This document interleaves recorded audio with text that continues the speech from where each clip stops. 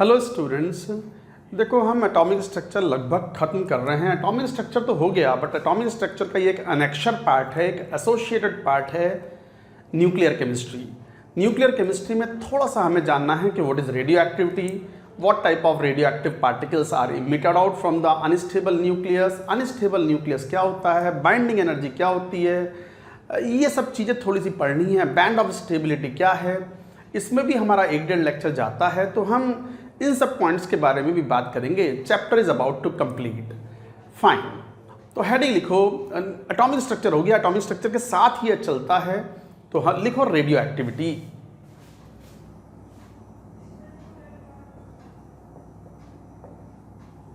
What is radio activity? कुछ nucleus या कुछ आइसोटोप्स एलिमेंट्स के इस टाइप के होते हैं कि उनके न्यूक्लियस अनस्टेबल होते हैं and without any excitation spontaneously they undergo decomposition to give alpha, beta and gamma rays. This phenomena is called radioactivity, and such nucleus or such elements or such isotopes are called radioactive elements. तो लिखो some elements, some isotopes are some isotopes have unstable nuclei and undergo decay by emitting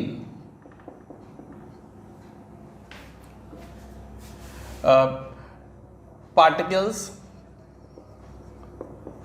like alpha particles,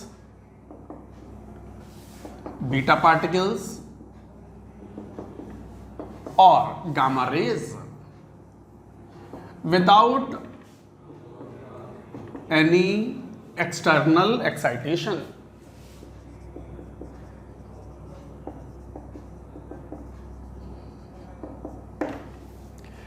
Some isotopes have their unstable nuclei and undergo decay by emitting particles like alpha particles, मतलब alpha rays के form में, beta particles in the beta rays and gamma rays. Gamma rays is nothing but gamma rays particles नहीं है, gamma rays तो electromagnetic radiation है without any external excitation।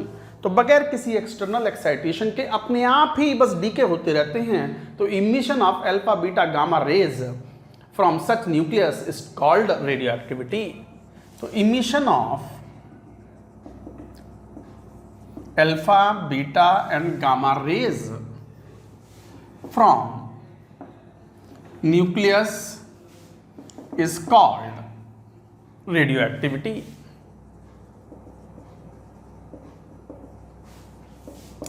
And such elements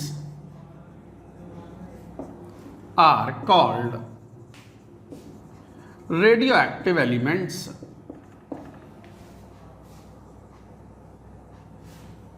So emission of the alpha, beta and gamma rays from the nucleus is called radioactivity and such elements are called radioactive elements. हमें कुछ करना नहीं पड़ता, अपने आप ही emit out करते रहते हैं।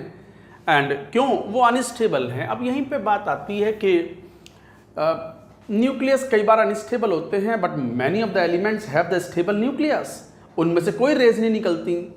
जैसे मान लो बहुत सारे कॉमन एलिमेंट्स हैं, नॉर्मल आयरन है या कार्बन है C12 या ऑक्सीजन है O16, हवा में है ही, नाइट्रोजन है, ये तो इमिट नहीं करते कोई रेज, इनके न्यूक्लियस स्टेबल है। तो what is the reason for the stability of so many elements? बहुत सारे रेडियो आइसोटोप्स स्टेबल हैं और बहुत सारे रेडियो आइसोटोप्स के जो न्यूक्लियस हैं वो अनस्टेबल हैं। तो what is the reason for stability of nucleus? तो हेडिंग लिखो, स्टेबिलिटी ऑफ न्यूक्लियस।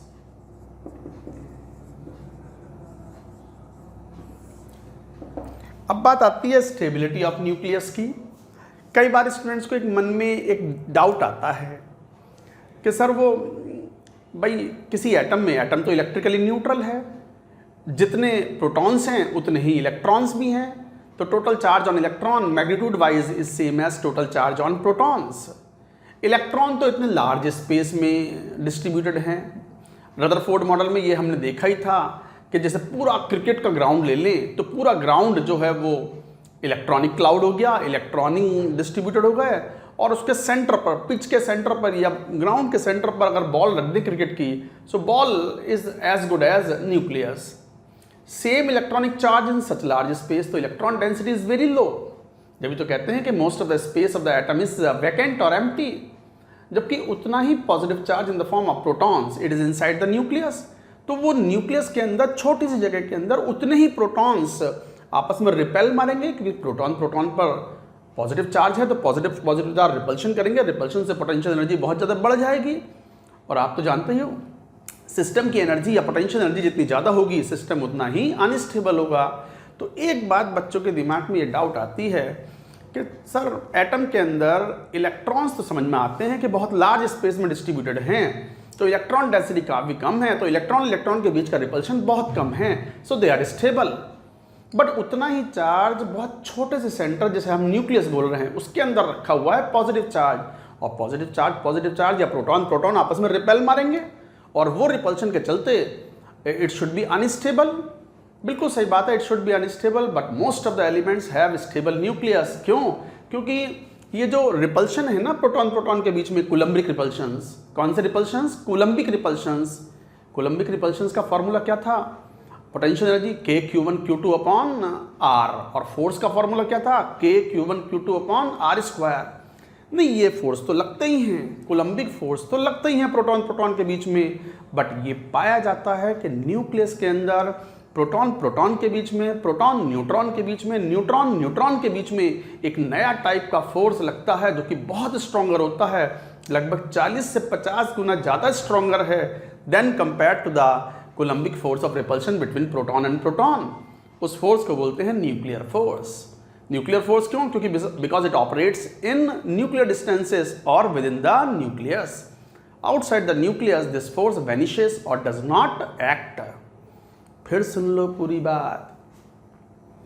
बच्चों को डाउट ये रहता है कि sir charge number of electrons और प्रोटॉन्स तो सेम है, इलेक्ट्रॉन्स तो बहुत लार्ज स्पेस में डिस्ट्रीब्यूटेड हैं, तो इलेक्ट्रॉन डेंसिटी बहुत कम है, तो इलेक्ट्रॉनिक रिपल्शंस आपस में बहुत कम होंगे। समझ में आ गया कि वो स्टेबल है, बट उतना ही पॉजिटिव चार्ज, उतने ही नंबर ऑफ प्रोटॉन्स बहुत छोटे से सेंटर में रखे हुए हैं, जिसे हम न्यूक्लियस बोल रहे हैं, तो वो आपस में रिपेल ना मारेंगे K(Q1Q2) अपॉन R² वाले फोर्स ऑफ रिपल्शन से। हाँ मारेंगे रिपल्शन, एक दूसरे को रिपेल करेंगे वो, बट ये रिपल्शन फोर्स ही नहीं होता। कूलम्बिक रिपल्शन के साथ साथ it is experimentally observe that there is a force of attraction, a very strong force of attraction between the proton neutron and neutron, and that is called nuclear force, which is 40 to 50 times stronger than the Coulombic repulsion or Coulombic repulsive forces. So net force is what? Attraction between proton neutron and neutron. लिखो point wise, लिखो stability of nucleus में number of, लिखो इन nucleus and special a very special type of attractive forces called nuclear force,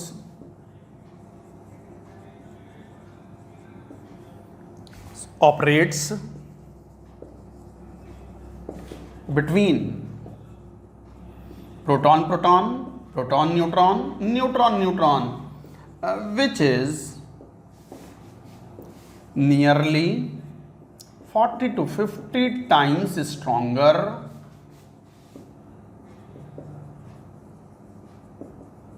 than 40 to 50 times stronger than the Coulombic repulsions.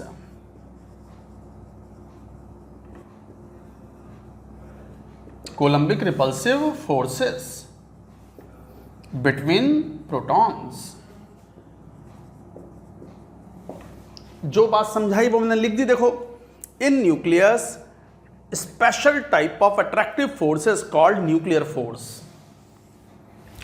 operates between proton-proton, proton-neutron, neutron-neutron, which is nearly 40 to 50 times stronger than the Coulombic repulsive forces between protons.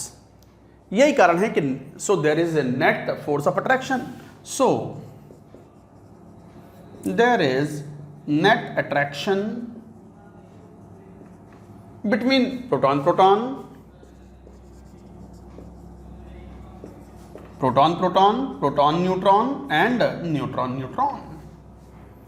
ऊपर वाला point एक बार हटाएंगे, और points भी मुझे बताने हैं, note कर लो पहले।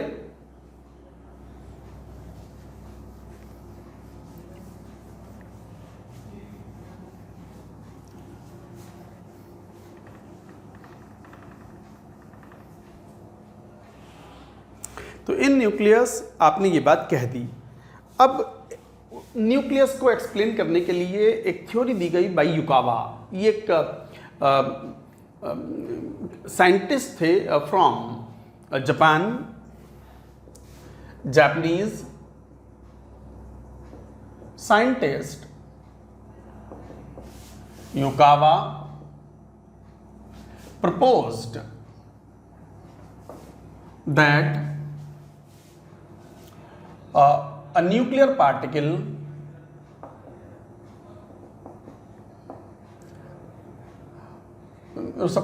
proposed that nuclear particles pi meson,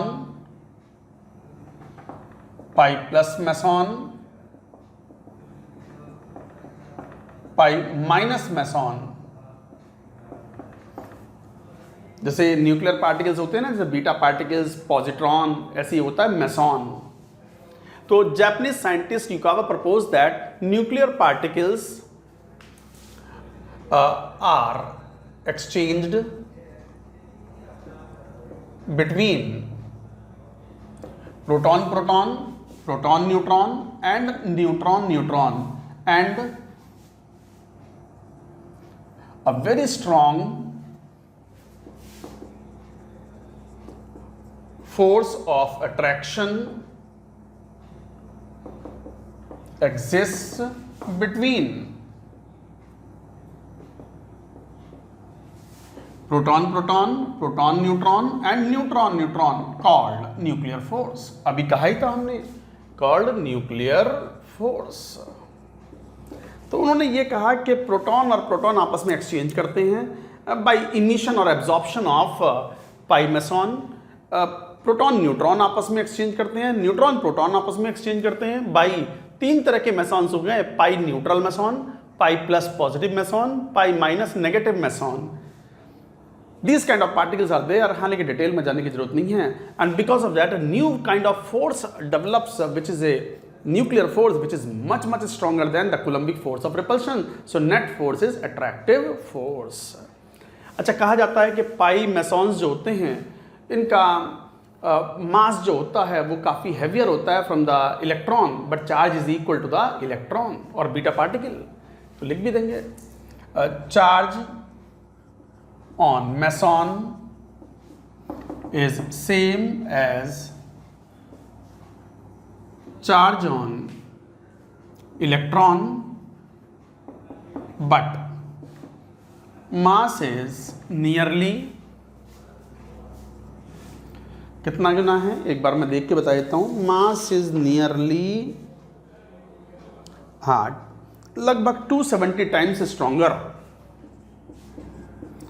270 times that of electron. तो मास जो है लगभग 270 गुने के आसपास हैवियर है देन इलेक्ट्रॉन। तो charge on meson is same as the charge on electron. Nuclear particles हैं ये meson, which is nearly 270 times that of electron. तो ये था स्टेबिलिटी। एक लाइन में आपसे पूछा जाए, एक लाइन में अगर आपसे पूछा जाए, अगर जवाब दो कि न्यूक्लियस क्यों स्टेबल है, भले ही उसके अंदर इतने सारे प्रोटॉन्स हैं, रिपल्शन मार रहे होंगे, yes repulsion will exist, coulombic repulsions, but साथ ही साथ nuclear forces also do exist between proton proton, proton neutron, neutron neutron, which are much stronger than the Coulombic repulsions, so net forces are attractions। These Coulombic forces, these nuclear forces do operate under the nuclear distance only, nucleus के बाहर they operate नहीं करते। तो ये भी बात लिखो। ये नीचे वाला पॉइंट हटा देता हूँ।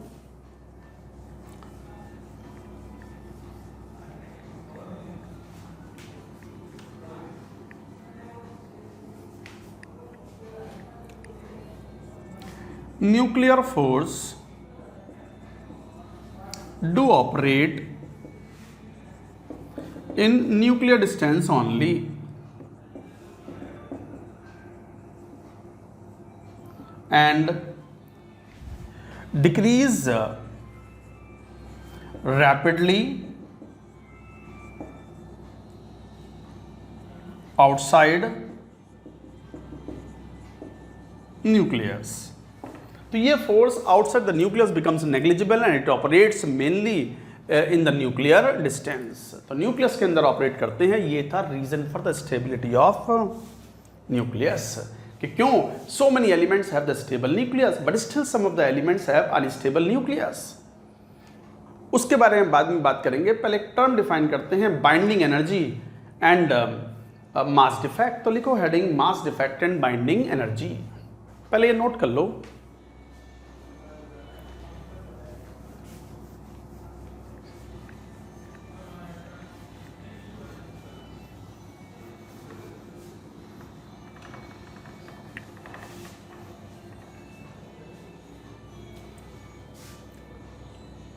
mass defect and binding energy.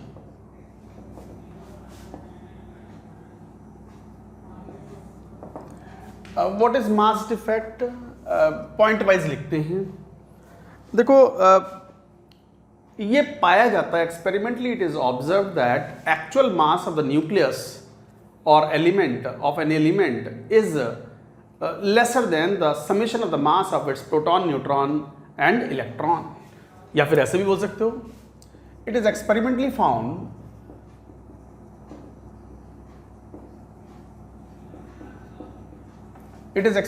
found that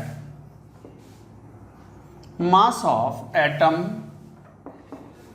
of an element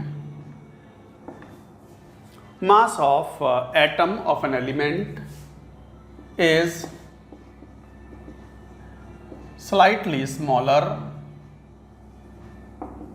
than that of sum of masses of constituent particles.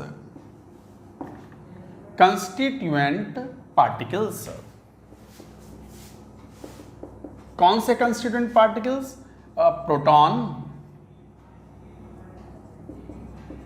Neutron, electron.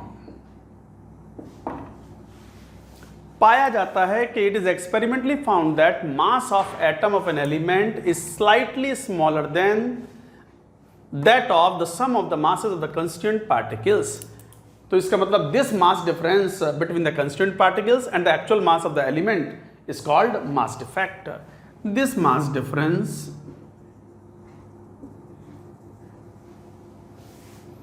is called mass defect and an equivalent amount of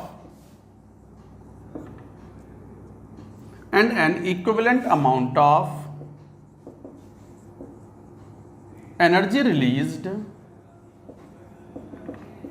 is called binding energy.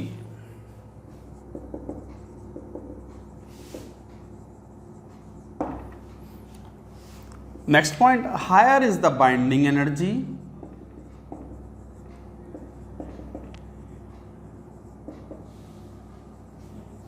per nucleon. Nucleon तो आप समझते हो, proton and neutron both are collectively called nucleon. Proton को भी nucleon बोलते हैं, neutron को भी न्यूक्लियन बोलते हैं. न्यूक्लियस के अंदर रहने वाला कोई भी जीव जंतु कुछ भी है, क्या बोलेंगे उसे? न्यूक्लियन. तो higher is the binding energy per nucleon, greater is the stability of nucleus. ये एक इंपॉर्टेंट टर्म है, दिस इज इंपॉर्टेंट. तो गाइस देखो क्या बात कर रहे हैं. It is experimentally found that mass of atom of an element is slightly smaller than that of the mass of the sum of the constituent particles proton, neutron, electron. This mass difference is called mass defect and equivalent amount of energy, Einstein की equation से E is equal to mc square से जो ये mass defect हुआ, it is converted into the equivalent amount of energy and that energy is called binding energy.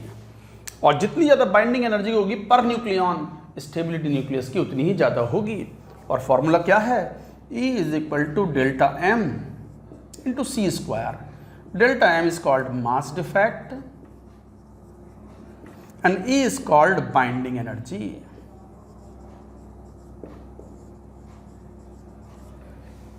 आप अगर mass defect रखो 1 AMU, 1 atomic mass unit, ज़्यादा नहीं होता है, किलो में ना होता है ये तो बहुत स्मॉल डिफरेंस है। जैसे मैं एग्जांपल दूं, जैसे एग्जांपल दो, मेरे पास एक एग्जांपल है, देखो ये वाला।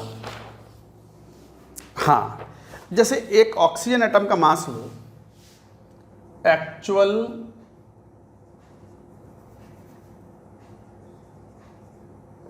Actual mass of 1O atom, 1O16 atom, वो है लगभग 15.99 AMU अप्रॉक्सीमेटली।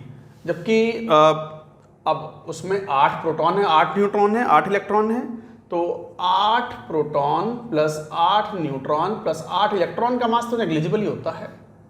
मास वो पाया जाता है 16.313 AMU। तो इसका मतलब मास डिफेक्ट कितना हुआ, दैट इज घटा दो इसमें से कितना, 0.14 AMU। ये है मास डिफेक्ट। ये है मास डिफेक्ट। तो actual mass of 1O16 atom ये पाया गया। और किससे मिलके बना है ये? 8 प्रोटॉन, 8 न्यूट्रॉन, 8 इलेक्ट्रॉन। इन कंस्टिट्यूएंट पार्टिकल्स के मास का सम देखोगे तो it comes out to be 16.13 and there is a difference called mass defect which is 0.14 AMU। This is mass defect. तो मास डिफेक्ट बहुत स्मॉल वैल्यू होती है, AMU अपने आप में बहुत छोटी यूनिट है। तो delta m into c square, ये आइंस्टीन्स इक्वेशन है, Einstein's mass energy equivalence.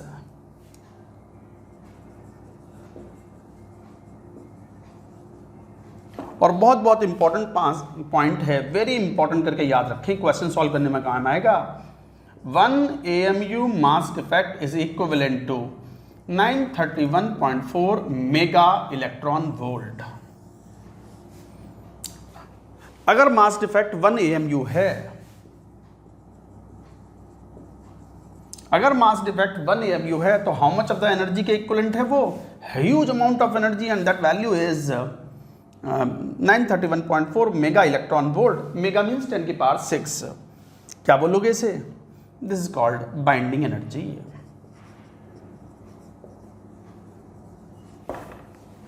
Question अगर यही पूछ लेता कि बताओ पर atom what is the, if the mass defect is 0.14, तो how much is equivalent to the binding energy? 1 AMU से इतनी एनर्जी रिलीज होती है मास डिफेक्ट से, तो 0.14 से कितनी होगी? we can find out. Like that questions can be solved. So this is the relation E is equal to delta m into c square. क्या बोलते हो इस एनर्जी को? आइंस्टीन की इक्वेशन के नाम से फेमस है, क्या बोलते हैं? Einstein's mass energy equivalence. कि mass converts into energy, energy converts into mass, like that. तो 1 AMU is equivalent to 931.4 mega electron volt. This is important, you should remember.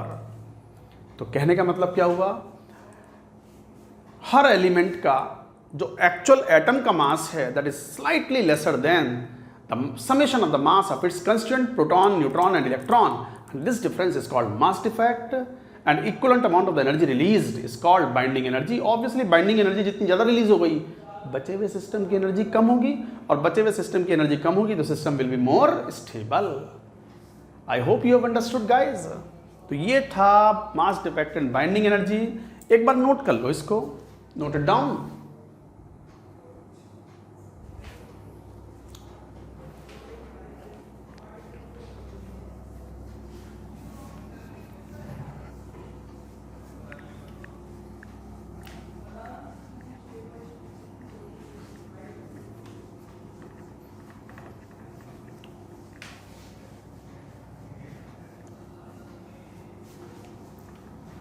हालांकि ये जो हम न्यूक्लियर केमिस्ट्री पढ़ रहे हैं ना, रेडियो एक्टिविटी और nuclear chemistry, this portion is common in physics also. 12th class में ये पोर्शन आता है फिज़िक्स में, और एंड में आता है काफ़ी कुछ, ये वहाँ भी ये सब चीज़ें कॉमन होती हैं, वो भी पढ़ाएंगे, हम भी पढ़ाएंगे। तो इस तरीके से नेक्स्ट टर्म हम डिफाइन करते हैं। हमने अभी कहा भी था कि बाइंडिंग एनर्जी जितनी ज़्यादा रिलीज़ होगी पर न्यूक्लियन, स्टेबिलिटी उतनी ही ज़्यादा होगी। इस बात को हम ग्राफ से देख भी सकते हैं। Graph is like this.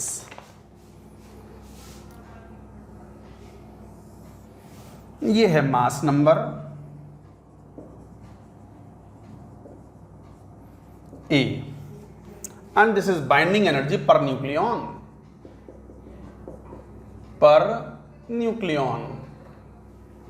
क्या बाइंडिंग एनर्जी है ये? 6 है, 7 है, 8 है, 9 है, 10 है, 11 है, like that. And the graph is found to be like this.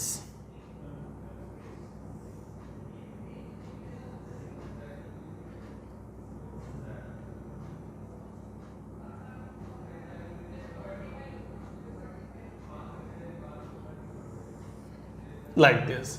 ये जो पीक पर बैठे हुए हैं, this is C12, this is O16, this is helium 4,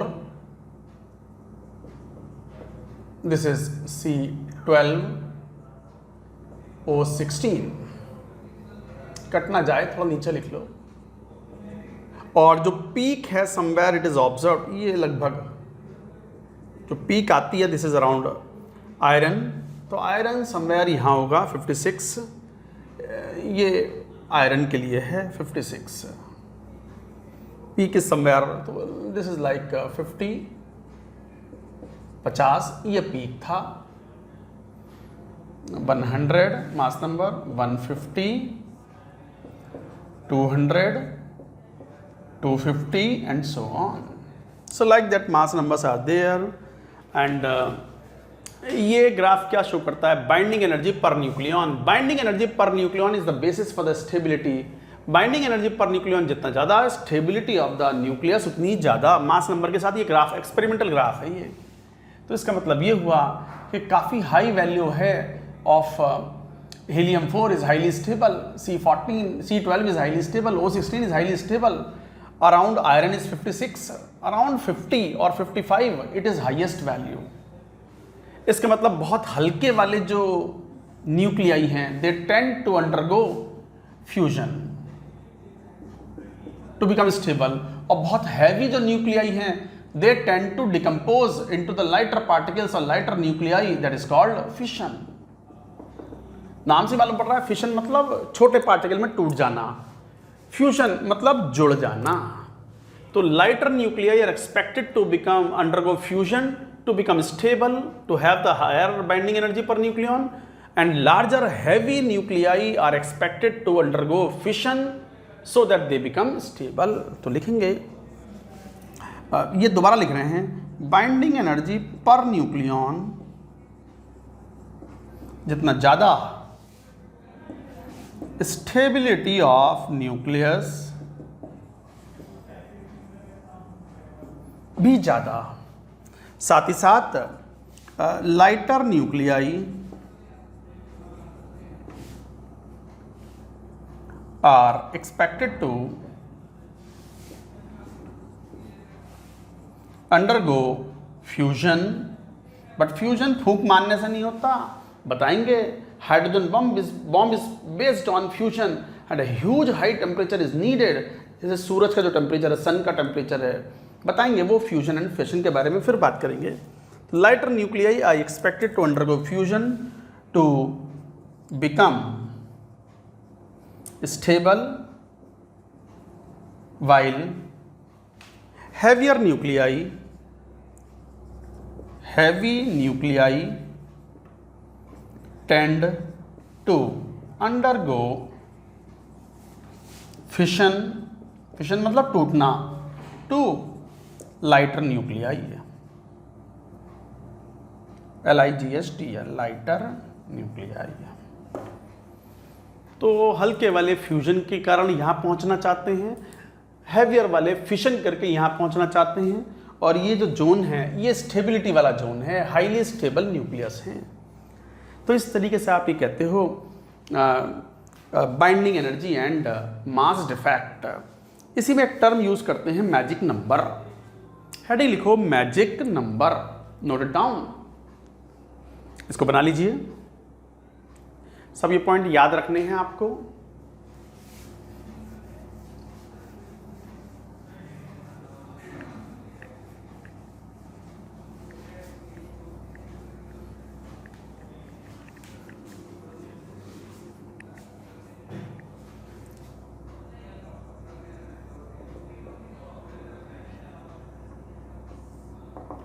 magic number कोई ऐसा नहीं है कि बस जादू दिखा दिया आपको, मैजिक दिखा दिया।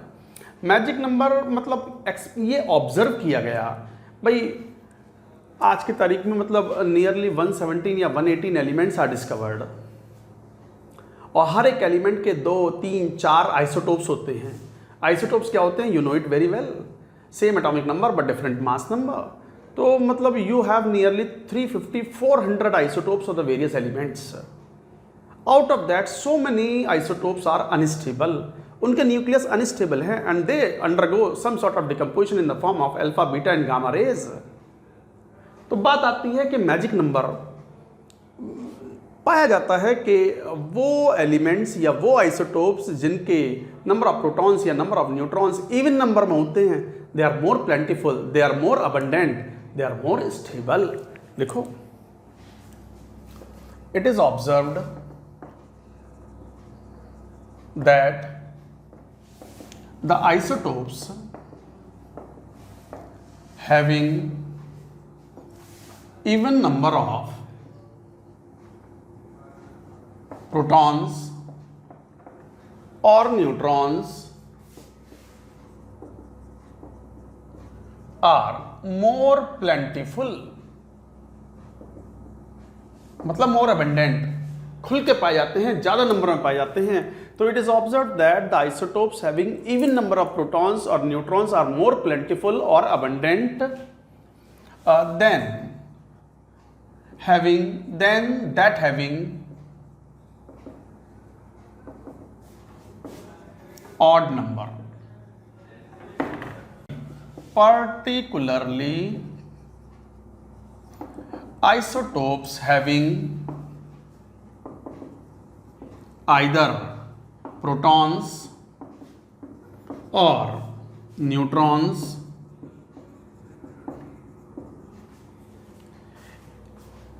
equal to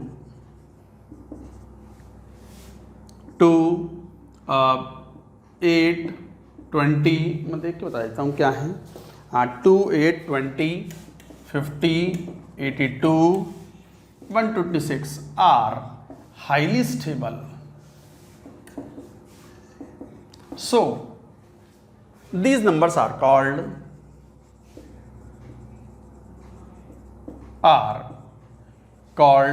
magic numbers. तो याद रखें, these numbers are called magic numbers. फिर सुन लो क्या बात कर रहे हैं यहां पर। मैजिक नंबर कोई बहुत स्पेशल टर्म नहीं है, ये ऑब्जर्वेशन बेस्ड है। जैसे मैंने बताया कि number of elements discovered is nearly 116 या 117 जो भी हैं, और हर एक एलिमेंट के 2, 3, जैसे हाइड्रोजन के 3 आइसोटोप हैं, 1H1, 1H2, 1H3, जिन्हें हम प्रोटियम, ड्यूटेरियम एंड ट्राइटियम बोलते हैं। ऑक्सीजन के भी 3 आइसोटोप्स हैं, O16, O17, O18। कार्बन के भी 3 हैं, C12 स्टेबल वाला, C13 एंड C14। तो हर एलिमेंट के 2, 3, 4 आइसोटोप, क्लोरीन के 2 कॉमन आइसोटोप Cl35, Cl37। तो इतने सारे आइसोटोप्स हैं, 350-400 आइसोटोप्स हैं, nearly 400 isotopes are there.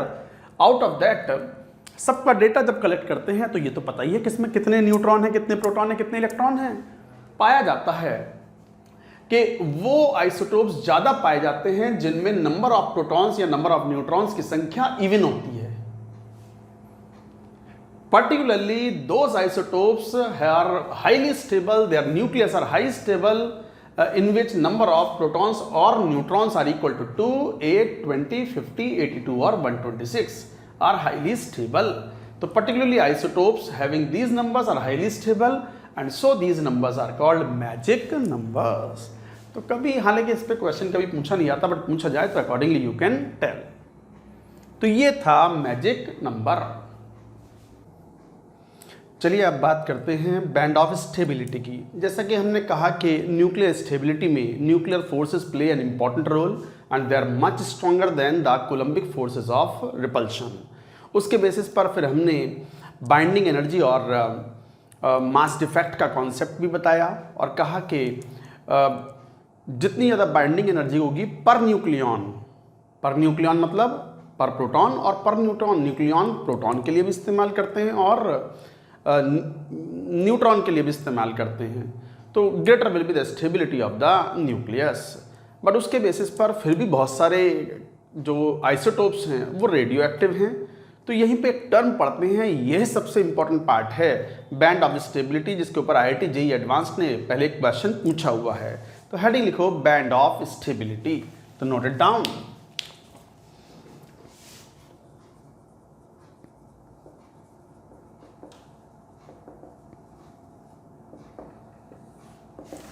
Band of stability, मैं एक डायग्राम बनाता हूं, उससे बात समझ में आएगी आपको.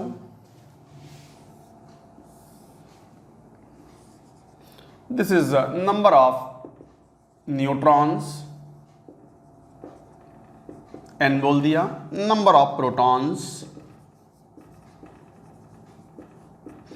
p, और ये z के बराबर ही तो होता है. Number of protons is equal to atomic number. ये मान लीजिए इस तरीके से 45 डिग्री एंगल पर n/p का रेशियो 1 ले लिया.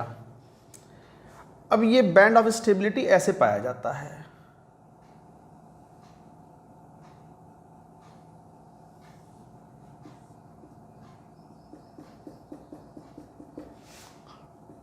ये है बैंड ऑफ स्टेबिलिटी. अगर आप n/p की जो 45 डिग्री की लाइन है, n/p इज इक्वल टू 1 मतलब 45 डिग्री की लाइन, अगर मान लो, अब देख एक्चुअली क्या किया गया भाई, हमारे पास जैसे मैंने पहले भी कहा था कि नंबर ऑफ एलिमेंट्स मान लो 118 हैं डिस्कवर्ड, तो उनके जो वेरियस आइसोटोप्स हैं वो they become in the number of nearly 400 isotopes. अब उन 400 आइसोटोप्स में अब ये तो पता ही है कितने इलेक्ट्रॉन हैं, कितने प्रोटॉन हैं, कितने न्यूट्रॉन हैं. तो प्रोटॉन और न्यूट्रॉन में हमने ग्राफ खींचा, वर्टिकल एक्सिस पर न्यूट्रॉन और हॉरिजॉन्टल एक्सिस पर हमने प्रोटॉन लिए, और हमें सभी न्यूक्लाइड्स जो हैं, ये सभी जो आइसोटोप्स हैं, उनके नंबर ऑफ न्यूट्रॉन्स प्रोटॉन्स का पता है. हमने उनको लोकेट कर लिया. कोई यहाँ आया, कोई यहाँ आया, कोई यहाँ आया, कोई अंदर आया, कोई यहाँ आया, कोई इधर आया, कोई इधर आया, कोई यहाँ आया, लाइक दिस. फिर हमने ये देखा, ये ऑब्जर्वेशन बेस्ड है प्योरली. फिर हमने ये देखा कि जो आइसोटोप्स इस बैंड में लाई करते हैं, इसे बोलते हैं बैंड ऑफ स्टेबिलिटी. ये एक नैरो बैंड है, ऊपर जाकर के ये थोड़ा वाइड हो जाता है. तो ये एक बैंड ऑफ स्टेबिलिटी है. जो आइसोटोप्स इस बैंड के अंदर लाई करते हैं वो रेडियो एक्टिव नहीं हैं, और जो इस बैंड के लेफ्ट साइड में या राइट साइड में लाई करते हैं दे आर रेडियो एक्टिव. अब ऑब्वियस सी बात है, अगर वो रेडियो एक्टिव है तो न्यूक्लियस अनस्टेबल है तो स्टेबिलिटी गेन करने की कोशिश करेगा, और अनस्टेबिलिटी से स्टेबिलिटी की तरफ जाएगा तो अपने n/p को एडजस्ट करेगा और पूरी कोशिश, भरकस कोशिश क्या करेगा वो, to come inside this band. तो इसका मतलब ये हुआ कि अनस्टेबल आइसोटोप जो होते हैं they do the adjustment in their n/p ratio to become stable and to come down into this band. तो लिखो unstable isotopes do the adjustment in their n/p ratio such that it comes into the band of stability. नाम से मालूम पड़ रहा है band of stability. तो देखो बच्चों, अनस्टेबल जो आइसोटोप्स होते हैं वो अपना एडजस्टमेंट करते हैं n/p में, और एडजस्टमेंट करके n/q को घटाना हुआ तो घटाएंगे, बढ़ाना हुआ तो बढ़ाएंगे, और किस तरीके से जंप करके जाएंगे, they want to come inside this band of stability. मान लो यहाँ है तो n/p अगर ये 1 है, अगर देखो यहाँ राइट साइड में आ रहे हैं तो इसका मतलब नंबर ऑफ प्रोटॉन्स जो हैं वो ज़्यादा हो गए, और लेफ्ट साइड में है तो न्यूट्रॉन्स ज़्यादा हैं, तो यहाँ हो गए एक्सेस ऑफ न्यूट्रॉन्स, यहाँ हो गए एक्सेस ऑफ प्रोटॉन्स।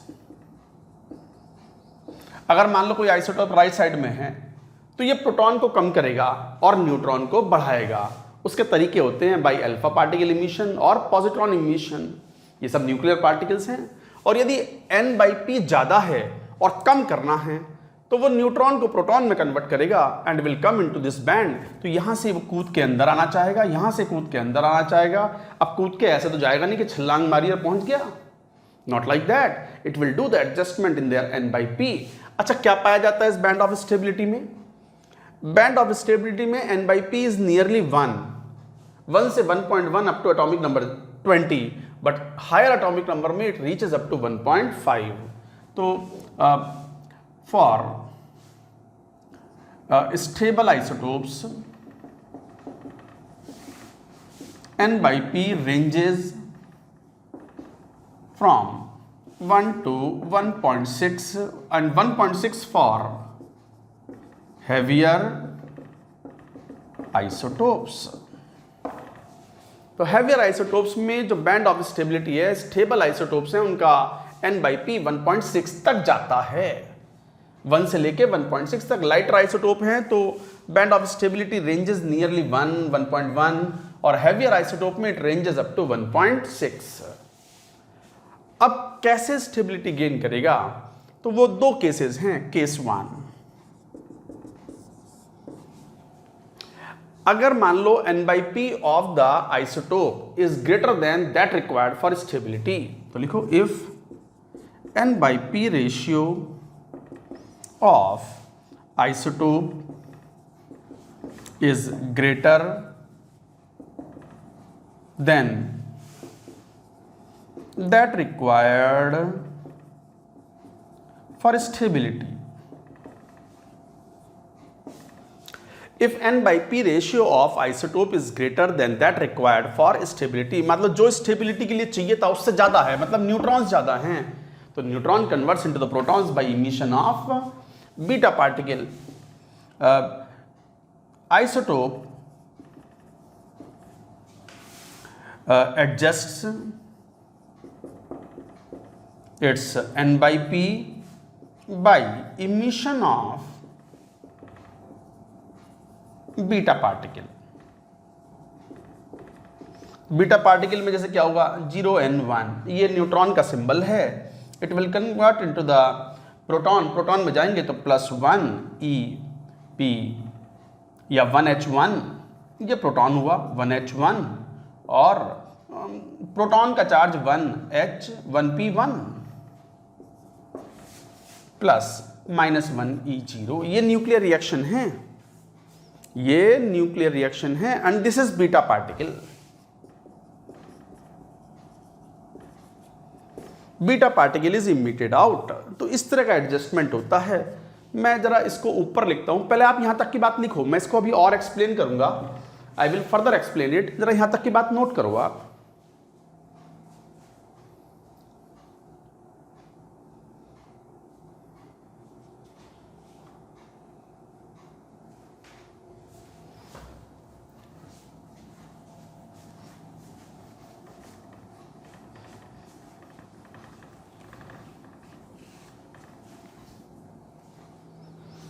जैसे एग्जाम्पल लें n/p के एडजस्टमेंट का,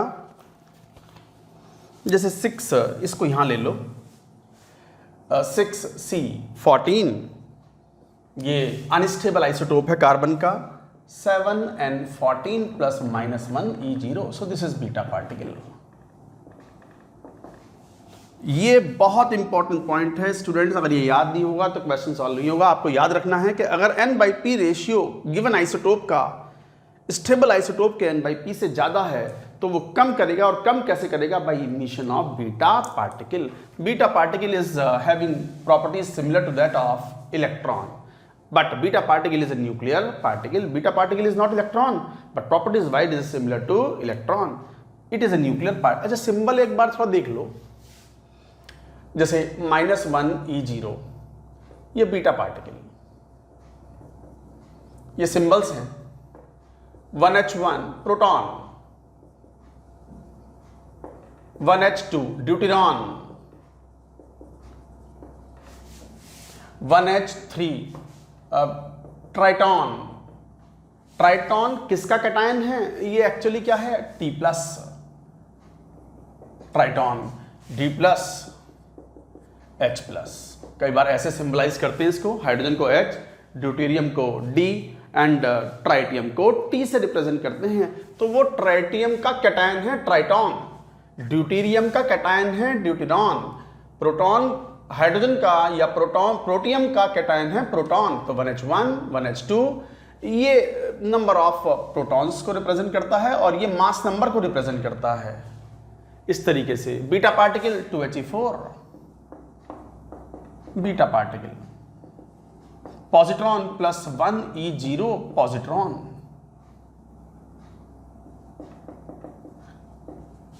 अच्छा, पॉजिट्रॉन एंड बीटा पार्टिकल ये एंटी पार्टिकल कहलाते हैं, because properties are exactly similar. Mass is same as that of electron, but charges magnitude wise is also same as electron. In fact ये बात यहां लिख भी देंगे, मैं ये हटा दूं क्या, अब इसकी जरूरत नहीं है. आपने नोट कर लिया होगा बैंड ऑफ स्टेबिलिटी, याद भी रखना है. मैं इसको हटा देता हूं एक बार.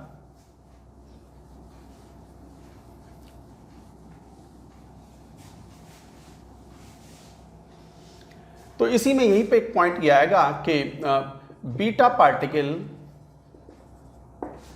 Is a nuclear particle having exactly similar properties, having exactly similar properties as that of electron. Mass of beta particle, charge of beta particle are exactly same. तो mass same, charge same. Mass and charge are same. तो एक तरीके से electron जैसी ही properties हैं, same mass same charge. But ये जो positron है क्या सिंबल यूज करते हैं? बीटा पार्टिकल का सिंबल क्या था? -1e0, और बीटा पार्टिकल का पॉजिट्रॉन का +1e0 ये सिंबल है पॉजिट्रॉन. तो positron is an anti particle of beta particle. Actually ये सब मॉडर्न फिजिक्स में भी आएगा. 12th क्लास में आप फिजिक्स में पढ़ते हो, जेई के सिलेबस में है ये फिजिक्स में, और काफ़ी डिटेल में होता है, यहाँ से ज़्यादा डिटेल में होता है वहाँ पर. तो वहाँ पर आप ये पढ़ोगे कि जो एंटी पार्टिकल्स होते हैं, जैसे -1e0 positron, this is beta particle, beta raise इसी से मिलके बनती हैं, +1e0 पॉजिट्रॉन एंटी पार्टिकल हैं. एंटी पार्टिकल का मतलब इन्हें कंबाइन कर दो तो दे विल डिस्ट्रक्ट, तो डिस्ट्रक्शन होता है and they will convert into the energy electromagnetic waves. So this mass of beta particle and positron combine and they convert into the energy. So mass and energy are convertible to each other. Mass and energy are convertible to each other. तो इसका मतलब ये मास आपस में combine होते हैं, destruct कर देते हैं, और डिस्ट्रक्शन के बाद they release a huge amount of energy. That's why they are called, एक दूसरे को डिस्ट्रॉय कर दिया, that's why they are called anti particles. हालांकि ये पॉइंट हमारे केमिस्ट्री में यूजफुल नहीं है, but this point will be useful in physics, in modern physics in 12th class. तो गाइस ये सिंबल जरूर याद रखना. बीटा पार्टिकल का सिंबल -1e0, -1e0 मतलब charge is -1 equivalent to the electron and mass is negligible. There is a negligible mass of electron. 1h1 proton, 1h2 deuteron, 1h3 triton, 2he4 beta particle, +1 E0 positron. So these are the symbols we are following. तो case 1 क्या था, अगर n/p isotope का ज़्यादा है तो वो कम करेगा तो कौन सा पार्टिकल इमिट आउट करेगा, it will emit beta particle. So beta particle is emitted out. So this was an example you are suppose to remember. Now coming to further. अच्छा, न्यूट्रॉन का सिंबल भी लिख लो, 0n1. This is neutron, this is neutron. तो ये था case 1. Now case 2. क्या, इफ n/p ratio is smaller than that needed for stability. If n/p ratio is smaller than that needed for stability, then one of the following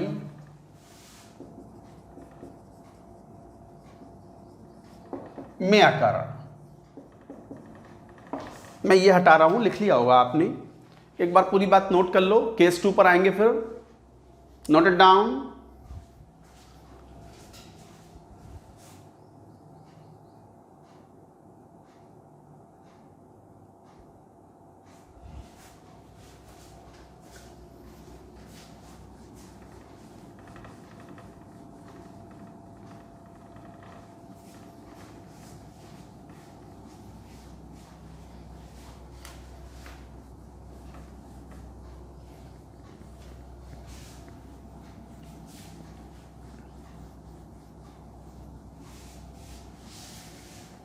हाँ, तो if n/p ratio is smaller than that needed, this is also important. Questions are asked. Then one of the following may occur. A, what? Emission of alpha particle. So emission of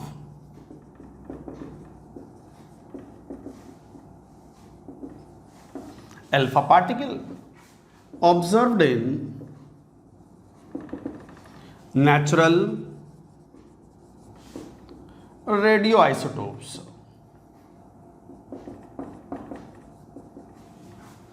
Natural radioisotopes or heavy or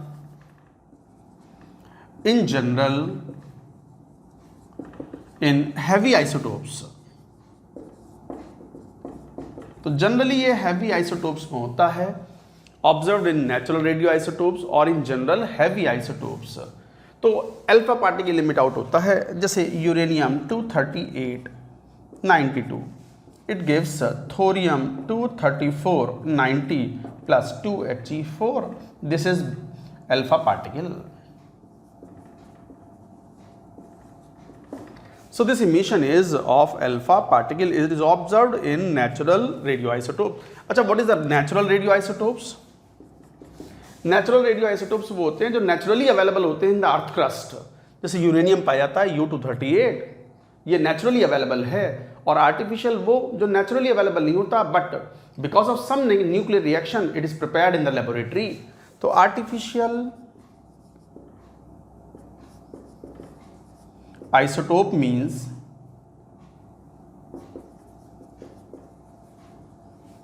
prepared in laboratory by some artificial nuclear reaction.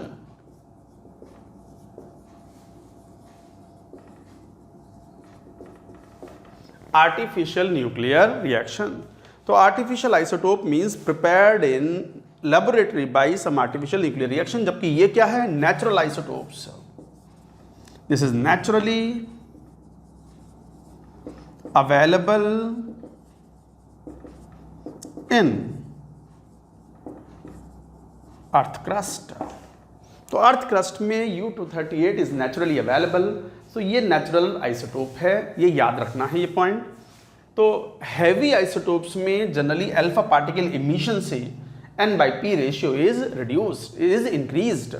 क्या कह रहे हो, अगर n/p ratio smaller है than that needed for the stability, तो n/p बढ़ाना पड़ेगा. कैसे बढ़ेगा, एक तरीका तो है by emission of the alpha particle which is observed in the natural isotopes or heavy isotopes.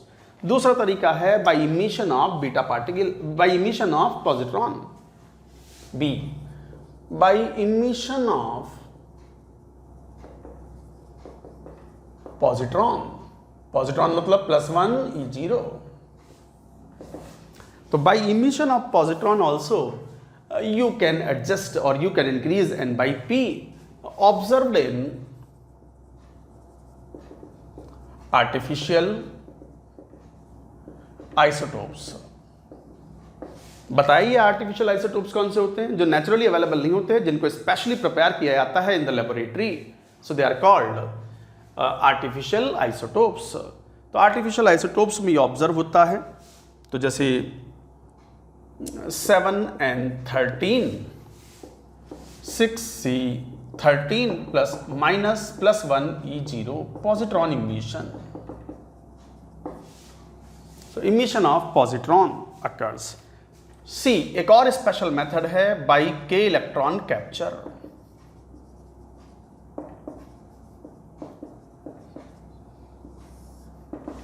K electron capture में क्या होता है कि n by p can be increased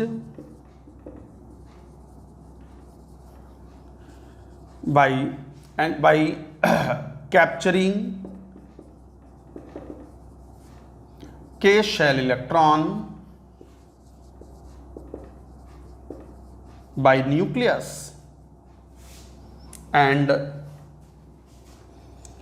a huge amount and a huge energy in the form of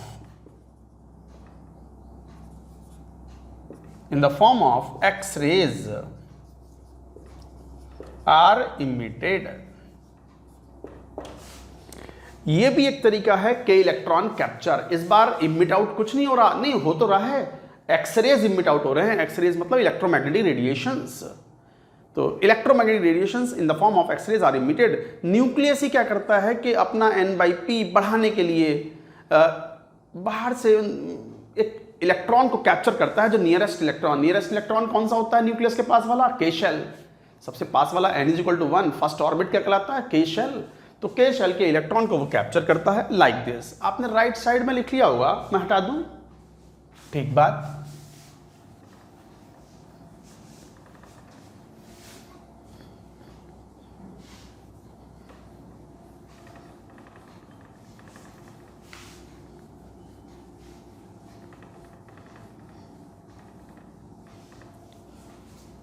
जैसे मान लो कोई ये unstable isotope है, ये न्यूक्लियस है, उसके K shell, L shell, M shell, ये K shell, L shell, M shell and so on. यहाँ 2 इलेक्ट्रॉन हैं, फिर 8 इलेक्ट्रॉन होते हैं, 3 4 5 6 7 8 अलग अलग एंड सो ऑन. तो ये न्यूक्लियस क्या करे? न्यूक्लियस क्या करता है? अपना n/p, न्यूक्लियस ही तो अनस्टेबल है, तो ये अपना n/p बढ़ाने के लिए एक हाथ निकाला, खच से इलेक्ट्रॉन लिया और अंदर खींच लिया K शेल से. तो K वाला इलेक्ट्रॉन अंदर आ गया न्यूक्लियस में. अब यहां वैकेंसी हो गई, तो बाहर वाला इलेक्ट्रॉन इसको ऑक्यूपाई करने के लिए नीचे कूदेगा, वो उसके बाहर वाला यहां कूदेगा एंड सो ऑन. और जब ये कूदेगा तो दे विल इमिट एक्सरेज. भाई ये तो आपको पता है कि electron jumps from the higher energy level to the lower energy level, then it emits radiations in the form of light. तो इलेक्ट्रोमैग्नेटिक रेडिएशंस जो इमिट होते हैं that is in the form of X rays. तो electron is captured by the nucleus. तो K electron capture. It happens in the special cases like this. 19K40 ये -1 electron K shell electron is captured by nucleus and it forms 18 argon 40. अच्छा, इस तरह के elements जो nuclear reactions होती है ना, इसे बोलते हैं हम पेरेंट एलिमेंट और इसे बोलते हैं हम डॉटर एलिमेंट. जो रिएक्टेंट है यहां पर उसे बोलते हैं हम पेरेंट एलिमेंट। और जो प्रोडक्ट बन के आता है नया आइसोटोप या नया कोई एलिमेंट बनता है न्यूक्लियर रिएक्शन से, so that is called daughter element. ये टर्मिनोलॉजी फॉलो करते हैं। तो मैं समराइज कर दूं, 300, 400, 350, 400 जितने भी आइसोटोप्स हैं सबकी स्टडी की गई। सब में number of electrons, proton, neutrons का डेटा अवेलेबल था। उनको एक n versus number of neutrons versus number of protons के ग्राफ में प्लॉट किया गया और एक देखा गया कि जो स्टेबल आइसोटोप्स हैं वो एक पर्टिकुलर बैंड में फिट हो रहे हैं और उस बैंड के जो लेफ्ट साइड है या राइट साइड हैं वो अनस्टेबल हैं और कोई ना कोई टाइप की रेडियो एक्टिविटी शो करते हैं, emitting alpha rays, beta rays, gamma rays और even K electron capture like that. तो फिर ये थ्योरी प्रपोज की गई कि भाई अगर n/p अगर ज़्यादा है तो कम करेगा by emission of beta particle, और यदि n/p कम है और बढ़ाना होगा तो it can do this by 3 ways, any of the 3 ways. 1, heavier isotope में natural radioactivity it is found that alpha particle is emitted out and n/p increases. दूसरा, what? Emission of the beta particle, emission of the positron, then also n/p increases. और तीसरा, in a special case, k electron capture is captured by the nucleus and because of that outer electrons jump to fill that particular position and emission of the X-rays is observed. तो X rays are emitted, this is K electron capture, it happens in this particular case. ये unstable isotope है potassium का। Potassium का stable वाला भी होता है, कौन सा? 19K39, that is stable.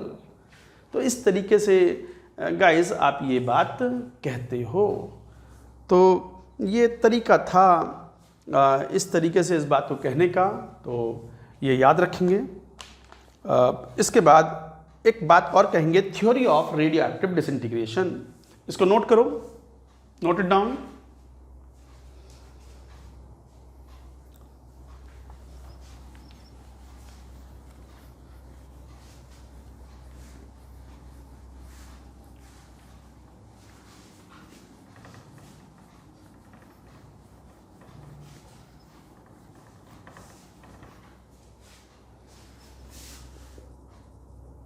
Theory of radioactive disintegration।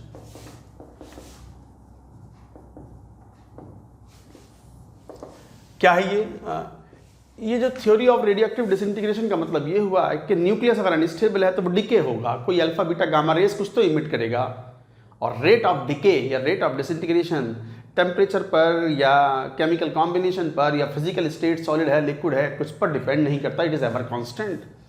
तो rate of disintegration of nucleus does not depend on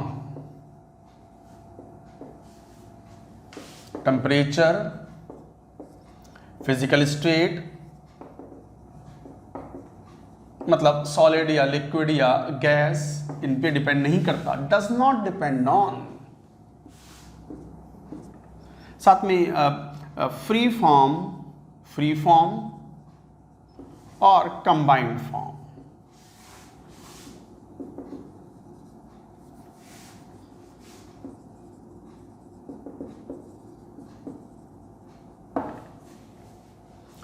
तो rate of disintegration of the nucleus does not depend on temperature, physical state और free form और combined form, इन factors पे depend नहीं करता, it is ever constant.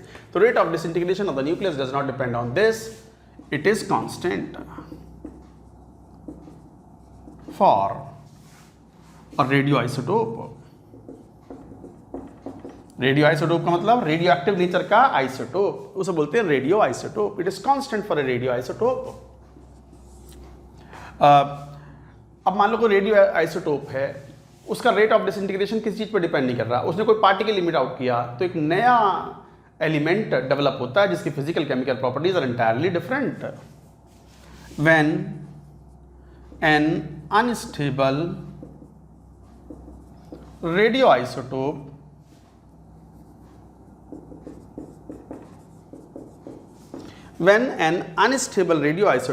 disintegrates to the daughter element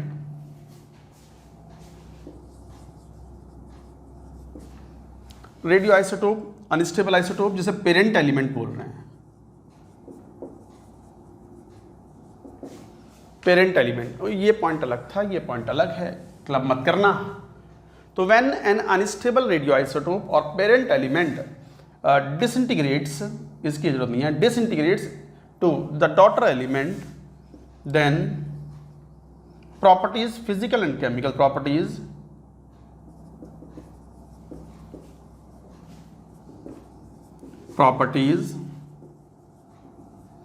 of daughter element are different from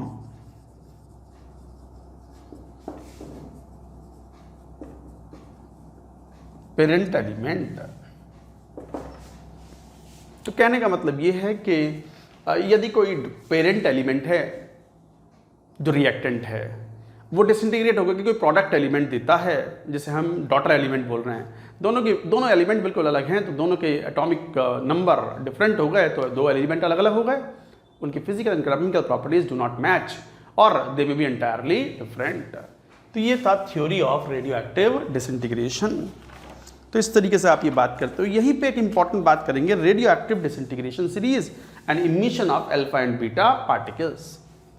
पूरी बात note करो पहले।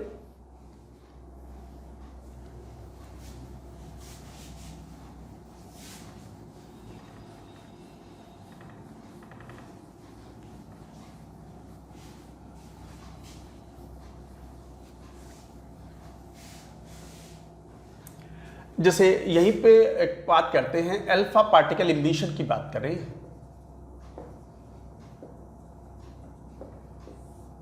मान लो कोई एलिमेंट X है, एटॉमिक नंबर Z है, मास नंबर A है, इसमें से एक अल्फा पार्टिकल इमिट आउट हुआ, तो कोई नया एलिमेंट बनेगा और एटॉमिक नंबर में 2 की कमी होगी, Z-2, और मास नंबर में 4 की कमी होगी, ताकि तभी तो बैलेंस हो पाए 2He4। ये है अल्फा पार्टिकल, ये है alpha particle. Z is the atomic number, A is the mass number. यहां साफ दिखता है अल्फा पार्टिकल में 2 प्रोटॉन हैं और 2 न्यूट्रॉन हैं, तो मास नंबर 4 है, एटॉमिक नंबर 2 है। तो इसका मतलब एटॉमिक नंबर में 2 की कमी होगी, मास नंबर में 4 की कमी होगी। अच्छा, रिएक्शन कैसे बैलेंस करते हैं? ये न्यूक्लियर रिएक्शन है, ये केमिकल रिएक्शन नहीं है। केमिकल रिएक्शंस में न्यूक्लियस चेंज नहीं होते, केमिकल रिएक्शंस में केवल इलेक्ट्रॉन्स चेंज होते हैं। केमिकल रिएक्शन में तो लेफ्ट साइड में पोटेशियम है, तो राइट साइड में भी कहीं ना कहीं पोटेशियम जरूर होगा। केमिकल रिएक्शन में तो लेफ्ट साइड में आयरन है, तो राइट साइड में भी कहीं ना कहीं आयरन जरूर होगा। यहां ऐसा नहीं है, it is a nuclear reaction.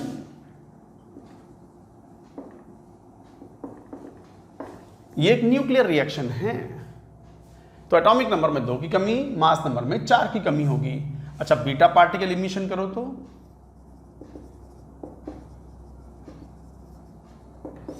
Beta particle का मास तो नेग्लिजिबल होता है, इलेक्ट्रॉन ही तो है, और एटॉमिक नंबर में 1 का इंक्रीज हो जाएगा। कैसे? जैसे मान लो X, Z, A, ये Y कन्वर्ट हुआ, तो इस बार Z ले लो, चलो Z मत लो, P ले लो, कोई एलिमेंट P बन गया, तो Z+1 A -1 E0, this is beta particle.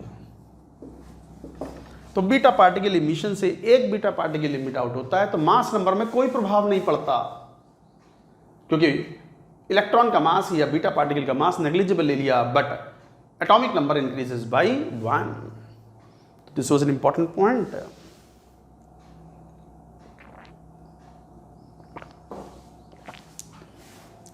But यदि गामा पार्टिकल इमिशन है, गामा पार्टिकल क्या?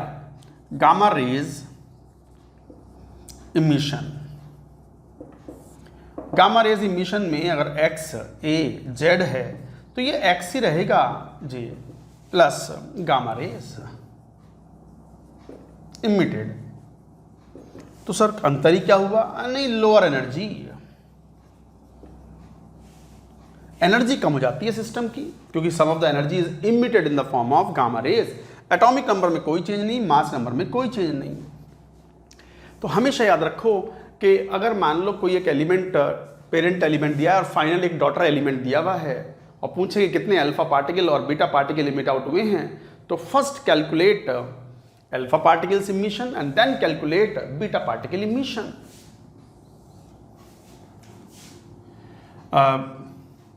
Calculation of alpha and beta particles emission. Calculation of alpha and beta particles emission. कितने अल्फा और कितने बीटा पार्टिकल लिमिट आउट हुए हैं? First calculate, ये guidelines है स्टूडेंट्स को, first calculate number of alpha particles emitted and then number of beta particles emitted. ये guideline भूलें नहीं, ये हमेशा याद रखो जब भी क्वेश्चन आए कि ये पेरेंट एलिमेंट है, ये डॉटर एलिमेंट है, बताओ how many alpha and how many beta particles are emitted out. तो पहले करो अल्फा पार्टिकल का कैलकुलेशंस, फिर बीटा का। क्यों? अल्फा पार्टिकल्स से एटॉमिक नंबर में 2 की कमी होगी, मास नंबर में 4 की कमी होगी, और बीटा पार्टिकल से एटॉमिक नंबर बस बढ़ेगा, मास नंबर में कोई चेंज नहीं आएगा। मैं एक एग्जाम्पल लेके के देता हूं आपको, आप पहले पूरी बात नोट करो, note it down.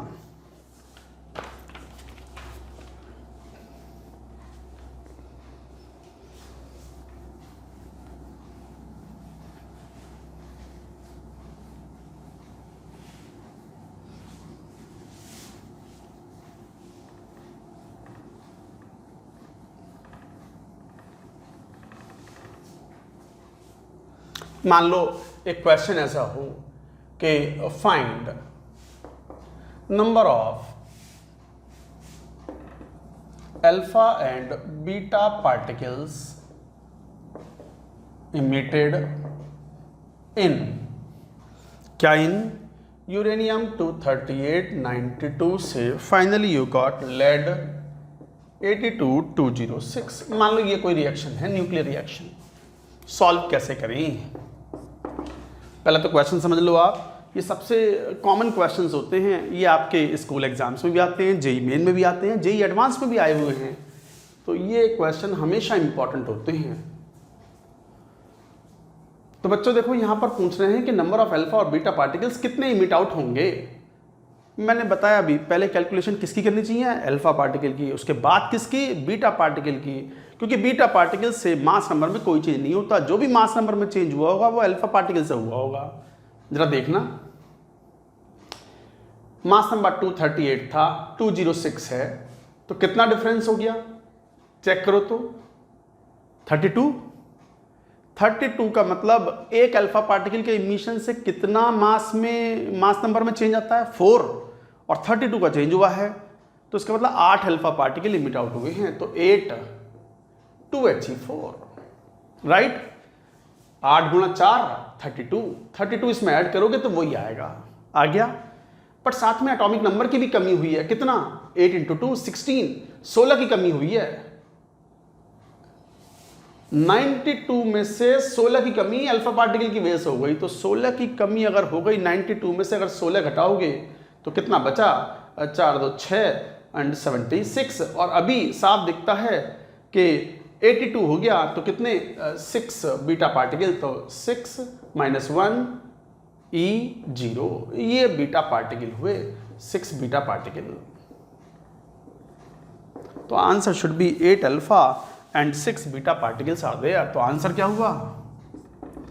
8 alpha and 6 beta particles emitted.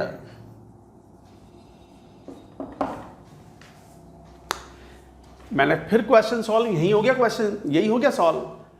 पहले आप अल्फा पार्टिकल की कैलकुलेशन करो मास नंबर से, अल्फा पार्टिकल जितने इमिट आउट हुए हैं वो कैलकुलेशन कर लो, फिर मास नंबर में, एटॉमिक नंबर में भी तो कमी हुई होगी, कमी हो गई, बट बीटा पार्टिकल के इमिशन से एटॉमिक नंबर बढ़ेगा, कितना बढ़ाना है वो आप बैलेंस कर लो, बैलेंसिंग करोगे तो फाइनली दिस विल कम। इसको केयरफुली स्टडी करें, यू विल अंडरस्टैंड। तो बस हमेशा पहले अल्फा पार्टिकल की कैलकुलेशन करो, उसके बाद फिर बीटा पार्टिकल की कैलकुलेशन करो। तो ये इंपॉर्टेंट था। यहीं पे एक और टर्म बात करेंगे, radio active disintegration series, note it down.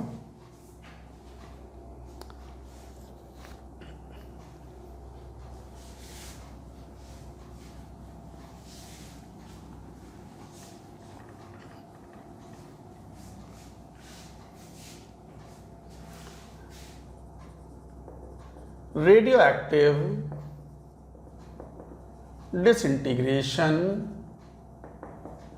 Series. देखो रेडियो एक्टिव डिसइंटीग्रेशन सीरीज क्यों बोल रहे हैं? ऐसा नहीं होता कि कोई अगर रेडियो एक्टिव एलिमेंट है तो एक ही बार में झटके में अपने 6 alpha 5 beta particle emit out करे और बस फाइनल डॉटर एलिमेंट दे दे जो स्टेबल हो, जो नॉन रेडियो एक्टिव हो। ऐसा नहीं होता। कोई एक मान लो यूरेनियम है तो यूरेनियम मान लो लेड में कन्वर्ट हो रहा है, लेड नॉन रेडियो एक्टिव है जबकि यूरेनियम रेडियो एक्टिव है। तो यूरेनियम जब लेड में कन्वर्ट होता है तो ऐसा नहीं कि एक ही बार में कन्वर्ट हो जाए, पहले एक अल्फा पार्टिकल लिमिट आउट करेगा, कुछ बनेगा बीच में इंटरमीडिएट एलिमेंट, उसमें से कुछ बीटा इमिट होगा, फिर कुछ बनेगा, फिर अल्फा इमिट होगा, फिर कुछ बनेगा, फिर बीटा इमिट होगा, फिर फाइनली क्या मिलेगा? लेड मिलेगा। तो एक सीरीज बन जाती है, that is called radio active disintegration series. तो लिखो information wise elements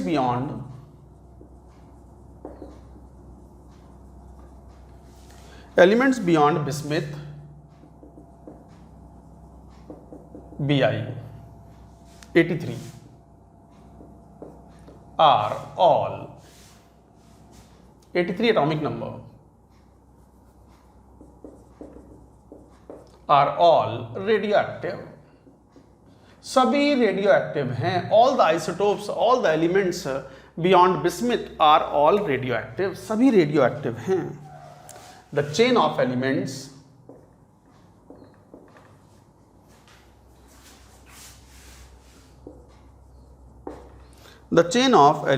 starting from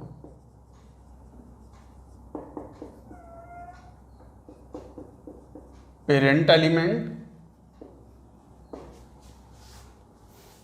जो कि रेडियो एक्टिव है,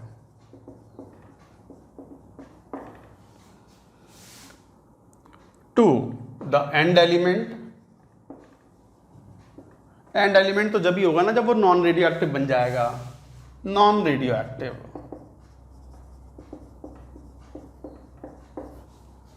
is called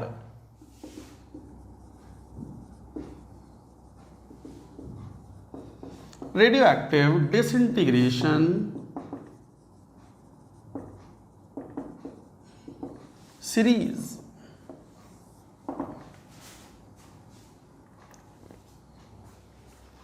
elements beyond bismuth, atomic number जिसका 83 है, इसके बियॉन्ड जितने भी आइसोटोप्स हैं सभी रेडियो एक्टिव हैं। इंफॉर्मेशन इंपॉर्टेंट है।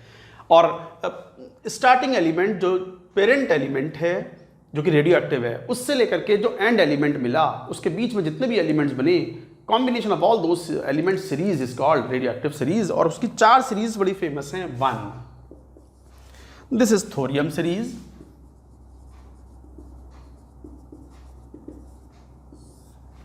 This is four n series, natural radioactive series,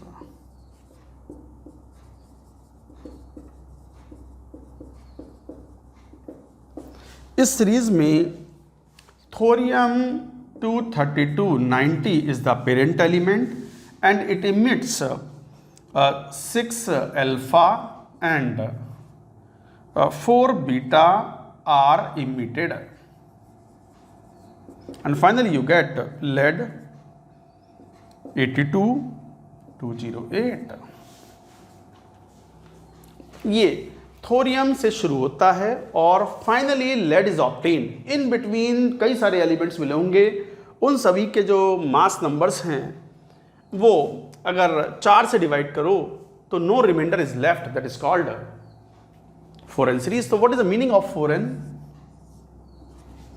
Foreign means if mass number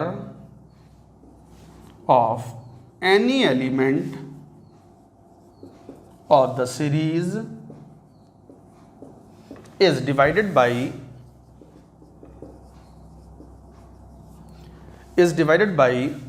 4, then no remainder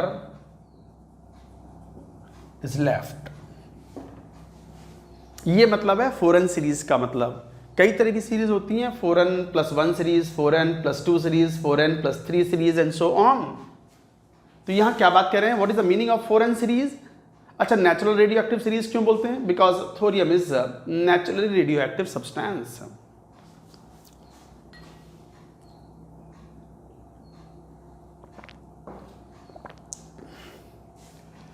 तो नेचुरल रेडियो एक्टिविटी सीरीज हो गई है। 4n सीरीज का मतलब mass number of any value, ये ले लो 232, 4 से डिवाइड करो तो 4 पंजे 20 50 और 4 अट्ठे 32, 58 बचा, नो रिमाइंडर इज लेफ्ट। तो इस तरीके से आप कहते हो 232 बीच में जो एलिमेंट्स होंगे एंड 208 किसी को भी 4 से डिवाइड करो, remainder is 0, no remainder is left और remainder is 0।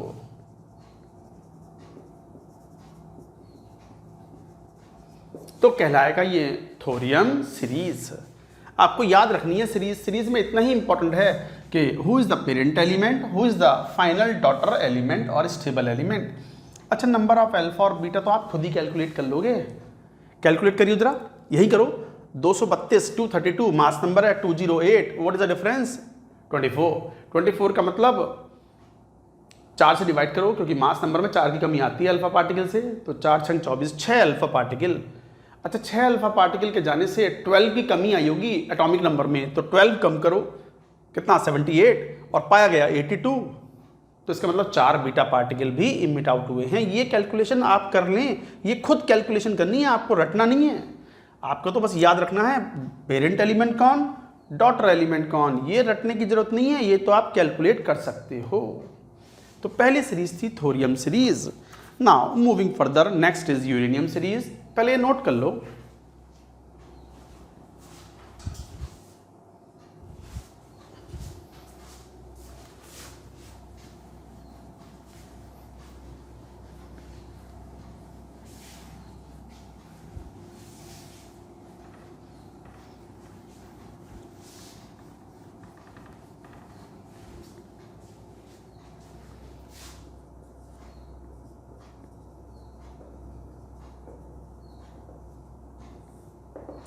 This is called 4n+2 series.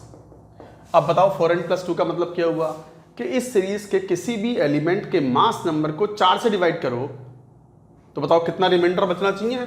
2। तो रिमाइंडर इज 2। अच्छा, ये भी एक नेचुरल सीरीज है, natural radioactive series. Starting element is uranium 238, 92 and final element is obtained as lead 82, 206। यहाँ भी lead 20, यहाँ 206 बनता है and how many? 8 alpha and 6 beta emitted। ऐसे third, this is called actinium series।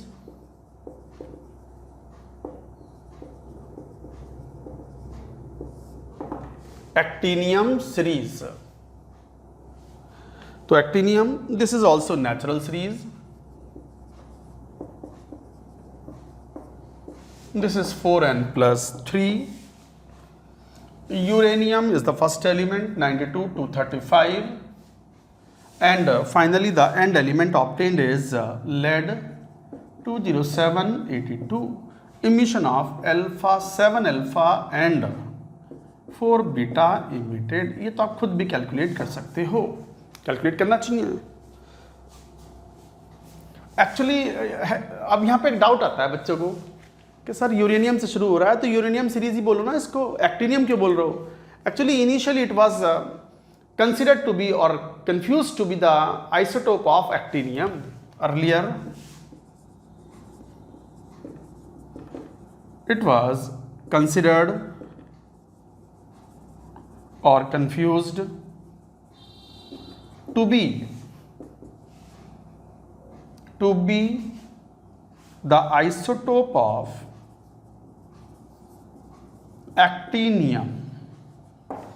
Actually पहले इसको isotope of actinium समझा जाता था, इसलिए नाम पड़ गया एक्टिनियम सीरीज। आज भी वही नाम चल रहा है, बट एक्टिनियम से शुरुआत नहीं है, ये यूरेनियम से शुरुआत है। This is also naturally available. Then comes 4, neptunium series. This is 4n+1। ये आर्टिफिशियल सीरीज है। because neptunium is not naturally available, तो Np 93 to 37 and this gives you bismuth 83 209 7 alpha 4 beta emitted, so like that. अच्छा, इसमें ध्यान रखना, the end element is bismuth which is stable non radio active. And element हमेशा non radio active होगा, non radio active. तो guys ये थे. तो सर अब बात होती है कि सर ये हमें सीरीज याद रखनी है क्या, तो और क्यों पढ़ा रहे हैं, फिर याद रखनी है. देखो पूरी सीरीज तो बहुत कॉम्प्लेक्स होती है, उसमें बहुत सारे बीच में और 7 अल्फा और 4 बीटा पार्टिकल हैं. तो 7 अल्फा निकलने के बाद में इतने सारे इंटरमीडिएट्स बनेंगे, बीच में और भी एलिमेंट्स आएंगे, वो सब रटने की जरूरत नहीं है. आप तो बस याद रखो कौन सी सीरीज 4n+1 या 4n+2 या 4n+3 या 4n नेचुरल है या रेडियो एक्टिव है या आर्टिफिशियल है, स्टार्टिंग एलिमेंट कौन, एंड एलिमेंट कौन, इतना याद रहेगा. ये तो खुद ही कैलकुलेट कर लोगे how many alpha and how many beta particles are emitted out. तो गाइज ये थी रेडियो एक्टिव सीरीज. आज बस यही स्टॉप करते हैं. रिमेनिंग पार्ट अभी बचा हुआ है, इसमें we will take in the next lecture.